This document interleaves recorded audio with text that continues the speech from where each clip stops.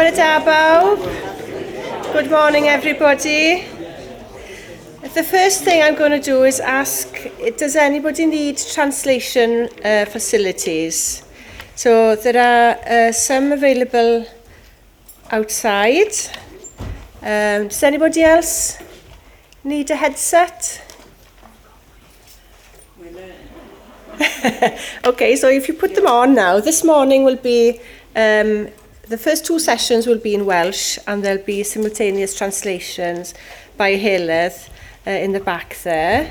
So if you put your sets on now, and Heledd will start translating what I'm saying, and put your hand up if there are any problems with the headsets or if you want any help. Is everybody okay with them?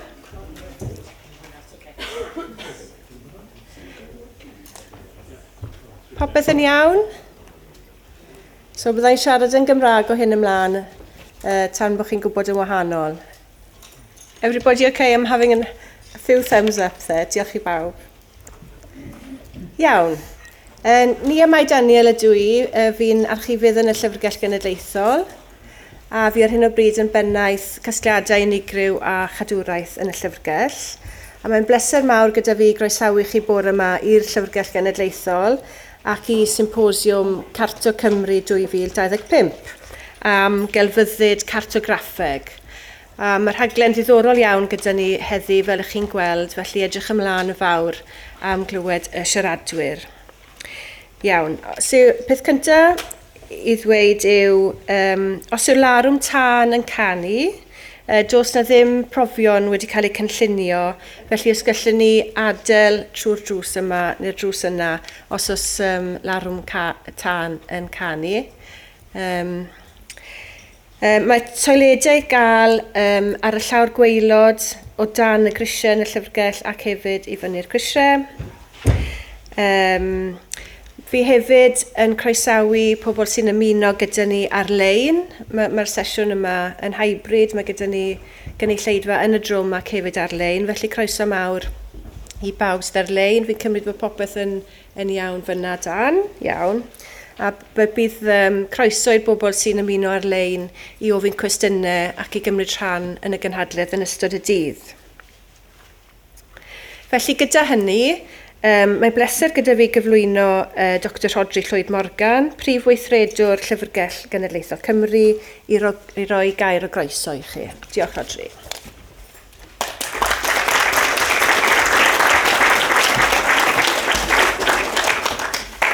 Diolch yn fawr iawn I ti, Nia, a dwi eisiau diolch yn arbennig I Nia yn gwisgo un o'i hetiau niferus oedd Nia yn helpu arwain digwyddiad ddoe I lawr yn Senedd Cymru y Mae Caerdydd fel ysgrifennydd arcw cyngor archifau Cymru ac oedd hwnnw'n yn ddigwyddiad hyfryd yn nodi 30 mlynedd ers sefydlu y cyngor archifau. A mae hwnna ar gyfer y cydweithio sydd rhwng y sefydliadau sydd yn dal archifau a sefydliadau gydag statws archifau achredig a'r gwahaniaeth mae'r cyngor hwnnw'n wneud y sefydliadau hynny yn ei gwneud o ran cynnal cof y genedl a gwneud gwaith sydd yn newid bywydau ac felly oedd yn hyfryd iawn I fod gyda ti yn yr achlysur hwnnw. Diolch Nia. Mae yna ddwrnod da iawn o'ch blaenau chi heddi. Heddi yw 9fed. Ydy'r cyfieithu yn gweithio? Is the simultaneous translation working for everybody? Can I just check? Problem gydag un set yn fan hyn dwi'n credu. Diolch. Da iawn, diolch yn fawr iawn. Heddi yw'r 9fed Carto Cymru ac mae'n ffrwyth cydweithio gwych rhwng y Llyfrgell a'r Comisiwn Brenhinol. Mae'r Symposium eleni hefyd yn digwydd gyda chefnogaeth y Gymdeithas Cartograffeg Brydeinig a Chymdeithas Celfyddyd Gyfoes Cymru. Diolch yn fawr am eich cefnogaeth. I'd just like to say a very special thank you to the British Cartographic Society and the Contemporary Art Society for Wales for their support for this event today. Mae'r thema eleni yn amserol iawn hefyd wrth I ni weld gwaith yr oriel gelf gyfoes genedlaethol yn cyrraedd carreg filltir bwysig. Mae Llywodraeth Cymru wedi ymrwymo cyllid i gefnogi'r prosiect am 2 flynedd arall, a mae'n hyfryd gweld Phoebe yn y gynulleidfa hefyd. Phoebe yw'r swyddog benthyciadau cymunedol sydd yn gweithio yn y Llyfrgell, sydd yn rhan bwysig dros ben o'r prosiect hwnnw. Beth sy'n siarad yn gynharach wythnos hyn mewn digwyddiad arall lle i ni wedi bod yn cloriannu sefyllfa y Llyfrgell Genedlaethol ac yn edrych ymlaen yn ogystal ag edrych yn ôl ychydig. Ac o'n i'n meddwl am y flwyddyn 1907, blwyddyn bwysig, o'n i'n edrych, Wikipedia yn helpu rhywun ar y chlysuron fel hynny, blwyddyn lle ganwyd yr artist Frida Kahlo o Fecsico. A hefyd ganwyd y 2 actor Cesar Romero a Burgess Meredith, i chi a fi, y Joker a'r Penguin o'r gyfres dyledu Batman. Oedd ambell un yn cofio hynna fel fi.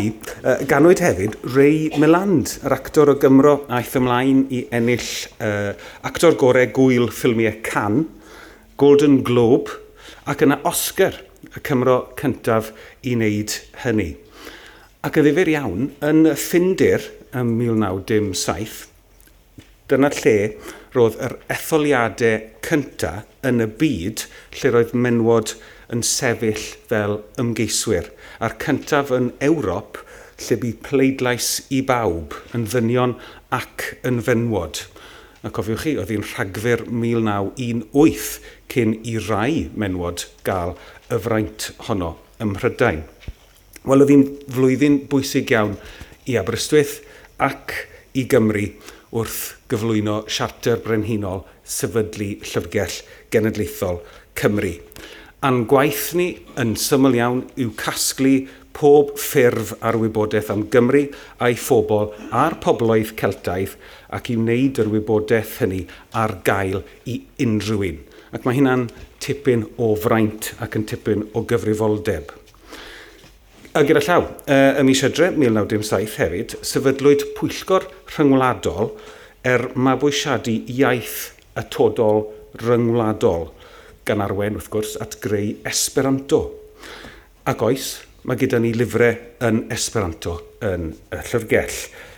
Copi gyda ni o Esperanto for Beginners, sydd dwi'n siŵr yn boblogaidd iawn, a hefyd llyfr nodiadau yn cynnwys penillion mewn Esperanto, a mae heini i gyd yn archifau a gyflwynwyd i ni gan yr athro T. Gwyn Jones. A'n casgliadau ni yn gyfrifol am drysorfa ein llenyddiaeth genedlaethol yn llawsgrifau peniarth ymhlith 20,000 o lawysgrifau eraill.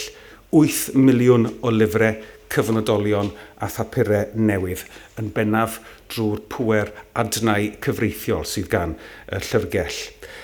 2,000 metr cubic o archifau, miliynau o droedfeddi o ffilm a thapiau sain, 1,5 miliwn o fapiau, y casgliad pwysicaf wrth gwrs, a hefyd 1 miliwn o ffotograffau a 60,000 gwaith celf. Ac o'r siarter yn 1907, dechrau adeiladu yma yn Aberystwyth yn 1911 ac wedyn symud i mewn i'n cartre am y tro cyntaf yn 1916. Mae'n dipyn o gair ar gyfer ein diwylliant a'n cof fel cenedl. Dipyn bach yn ddychrynllyd falle i rai, a dim wedi bod yn cynnig y croeso mwyaf cynnes i bobl am rannau o'r hanes hynny. Ond meddyliwch wedyn am y cyfnod o'r 90au ymlaen, dyfodiad y we fyd eang, digido casgliadau ar raddfa arbennig iawn, a dechrau'r symudiad i alluogi pobl o 4 ban byd i cael bydd o'r casgliadau yn y lle yma. A heddiw, 119 o flynyddoedd yn ddiweddarach, wel fe ddechreuais i yn yr ôl hon rhyw flwyddyn yn ôl bellach ar ddechrau Ebrill 24. A'r Llyfrgell yn wynebu nid un, ond 2 storom. Lleihad cyllid nath olygu colli rhyw 10% o staff dan gynllun gwirfoddol, rhywbeth achosodd lawer o dorri calon a phryder ar y pryd fan hyn, ond wrth gwrs ar draws y sefydliadau diwylliannol a'r celfyddydau yn gyffredinol. Nawr, mae'r setliad ariannol eleni dipyn bach yn well ac rydyn ni'n ddiolchgar am hynny. Wedyn, ar ddiwedd yr wythnos gynta o'n i yn y rôl hon, dath storom arall, storom Kathleen, a rhwygo talpiau o blwm a llawer iawn o'r llechi oddi ar to uwchben y storfeidd hynaf y Llyfrgell. Wel, rwy'n falch o ddweud, lain y blwyddyn yn ddiweddarach, mae'r gwaith adfer ac adnewyddu'r to yn llwyr wedi ei gwblhau. Fe welwch chi fod y sgyffaldau dal yno, mae hynny ar gyfer ail ran y gwaith i newid y ffenestri a diweddaru a gwella y waliau allanol. Wel, diolch i gydweithrediad yr awdurdodau a hefyd cyllid ychwanegol gan Llywodraeth Cymru mae'r gwaith hynny wedi gallu digwydd, ond diolch yn bennaf i waith tîm gwych y Llyfrgell yn llunio'r achos busnes, caffael y penseiri ac adeiladwyr a goruchwylio'r gwaith yn ofalus.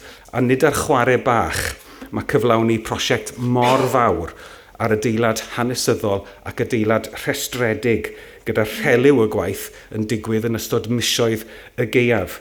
Pwy sy'n cofio stormydd Dara ac Eowyn, tybed. Cwmnïau lleol oedd yn gyfrifol am y gwaith, felly bydd hefyd i'r economi leol sydd yn bwysig. A bellach mae 20,000 o lechi Cymreig newydd o flaenau Ffestiniog, ble arall, ar y to. Ac mae'n gam ymlaen hefyd i gynlluniau datgarboneiddio uchelgeisiol y Llyfrgell.